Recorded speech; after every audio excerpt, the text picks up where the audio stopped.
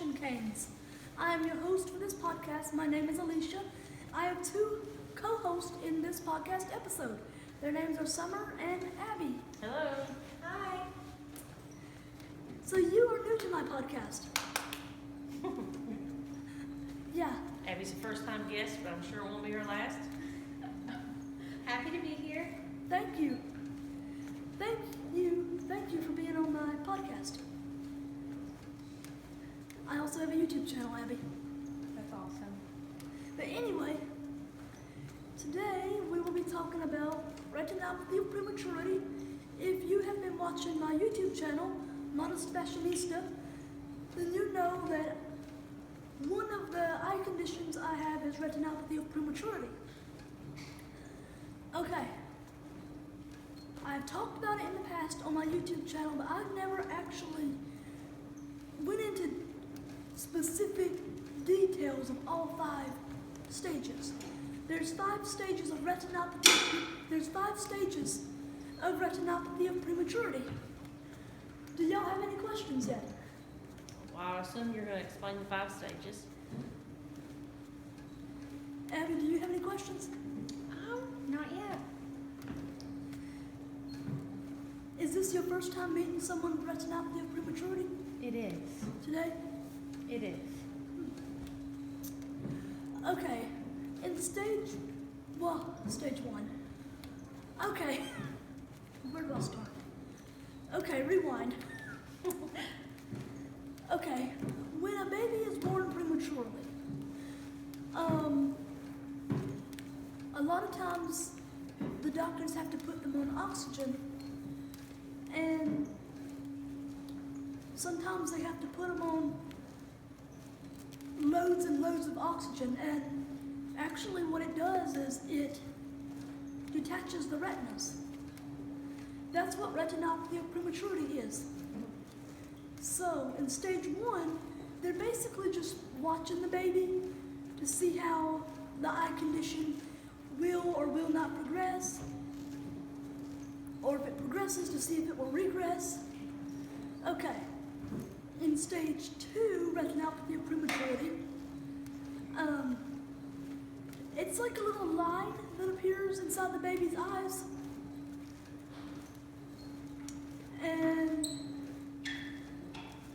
that's when it's about the time when they start calling in retina specialists to come look at the baby. In stage 3, retinopathy of prematurity, premature, immature blood vessels grow behind the retina. So they're immature and they're not supposed to be there. And they grow anyway. And they burst and leak blood onto the retina. So basically, the baby's retinas are bleeding, like from the back of the retina, because of the blood vessels that burst, because they grew prematurely and immaturely. In stage 4 retinopathy of prematurity, there's actually 2 compartments. There's retinopathy of prematurity stage 4 part 1 and retinopathy of prematurity stage 4 part 2. Do y'all have any questions yet? Not yet. Not yet. How many weeks were you when you were born? That's my mama Beverly. How many weeks? 25? What? 25? 25? Yeah, I was born at 25 weeks. 25 weeks. Yeah, I was born 25 weeks early. How much did you weigh? 13.6 ounces. Wow. How long were you on oxygen? I was on oxygen until after my first birthday. Okay. Yeah, shortly after I was born, I lost a couple of ounces of weight. So I was like 11 ounces, basically. So Mama, have you heard of retinopathy of prematurity before you met me? No. No? No. What did you think when you heard about it? Scared me. You were like, oh no. Yeah. You were scared. All right. Did you know that there were different stages?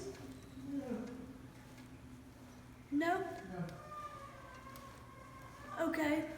Retinopathy of prematurity, stage 4, part 1, is when the baby has a partially detached retina. So if it progresses to that stage, then the baby has light and shadow perception. If it progresses to retinopathy of prematurity stage 4 part 2, then the baby has light perception. In case you don't know what that is, I will be making a podcast episode all about light perception. If the condition progresses to retinopathy of prematurity stage 5, then the retina is completely detached. When you have a completely detached retina, if you have a baby with a completely detached retina, the baby is totally blind. It's actually not dark. I'm not saying it's like never dark, but when it comes to conditions that are congenital, like retinopathy of prematurity or optic nerve hypoplasia or whatever, or maybe Leber's congenital amaurosis, with these conditions, if the baby is born totally blind, it's not dark. It's like nothing. It would be like if someone said, what can you see through your elbow? It's not darkness, it's just nothing. Now, a child can have optic nerve hypoplasia or Leber's congenital amaurosis or retinopathy of prematurity and have some remaining vision. That does happen. Specifically with retinopathy of prematurity, if you have some remaining vision, then you would have stage 3 retinopathy of prematurity. Okay. If you have some remaining vision, if you have retinopathy of prematurity, you would have stage 3. If you have stage 2 or stage 1 retinopathy of prematurity, then the condition must have most likely regressed. And it most likely didn't get to the point of partial or complete retinal detachments. Okay, in my situation, I have stage 4 retinopathy of prematurity part 1 in my left eye because, you know, with stage 4, the baby has a partial retinal detachment. My retina specialist tried to reattach it, but because of the immature retinal blood vessels, the vascular blood vessels that grew behind my retina, they burst and leaked blood onto my retina, and it made too much scar tissue. When my retina specialist tried to attach that retina, it didn't stay. It detached again. So that's why I have light and shadow perception in my left eye. In my right eye, it's a completely different story. I have stage 3 retinopathy of prematurity. I had a retinal detachment when I was very, very young. I was still a baby. In this case, in this situation, my retina doctor was able to fix that retina. He was able to reattach it because even though I have scars on my retina, I don't have nearly as many scars on that one as I do on the left one. Do you have any questions? So, what stage was your right eye again? Stage 3, Stage 3. Okay. because I have some remaining vision. So Abby, do you have any questions? I do.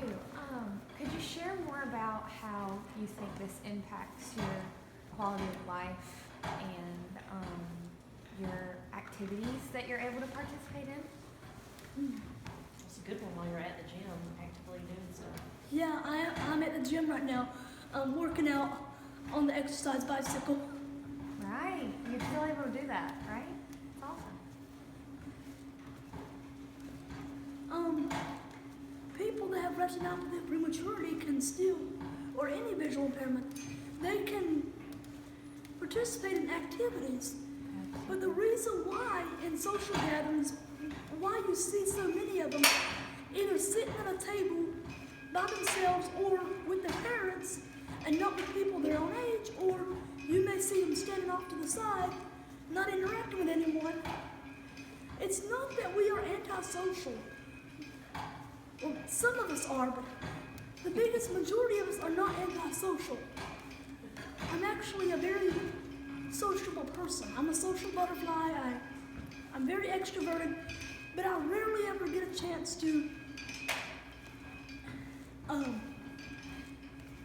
have that need filled, if that makes sense. It does. I'm capable of playing games, board games, or even tennis or golf. Really? There's no reason why I can't play mini golf or tennis or ping pong. Yeah. There's no reason why I can't. No, there's not. But the sighted world don't know how to include me, and unfortunately, when I was younger, I didn't learn how to stand up for myself, to push back and say, no, if you were going to play maybe Candyland, then instead of moving my pieces for me, you need to allow me to play. I can still play Candyland, for example. Candyland is a board game. But I may see the board. I'll probably see the board. I may even see some of the stuff on the board, but I don't know what it is. I don't know if it's King Candy or Grandma Nut or the Rainbow Trail. But it would make it more difficult. I don't want to say difficult, but You just have to adapt. yeah. You have to adapt the board games for the low vision person that wants to be included, or that you want to include. If you don't know how to do that, then talk to that low vision person in your life. I'm capable of drawing cards. Like, Candyland is a board game, but it also comes with cards. It comes with a deck of cards.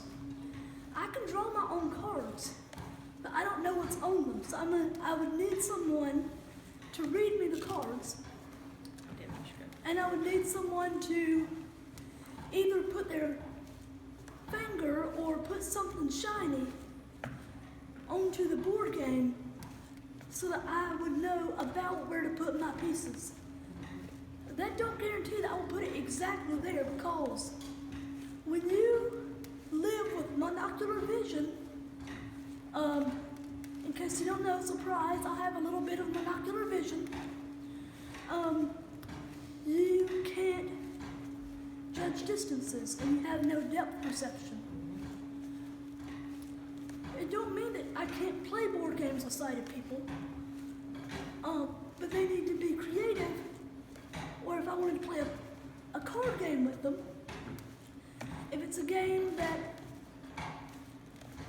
like, for instance, there's numbers on the cards, and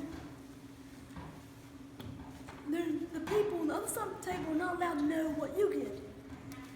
I would have to have someone read me my cards. That's where sign language would come in handy, so that someone could sign it to me under the table spell the letters in the number into my hand, and I would know what to do with it. Most low vision people don't learn sign language. I'm very lucky to have learned it.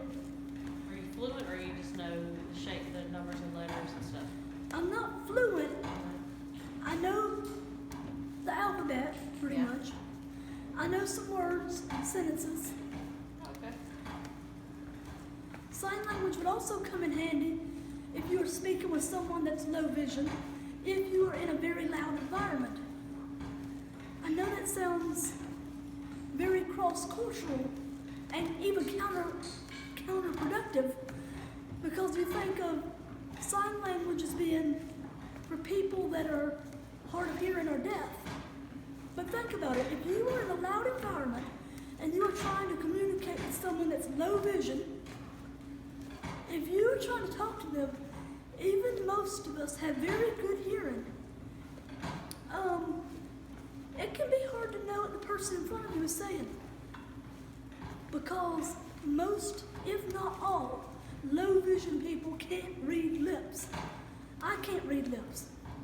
Most people that are on the low vision spectrum can't read lips.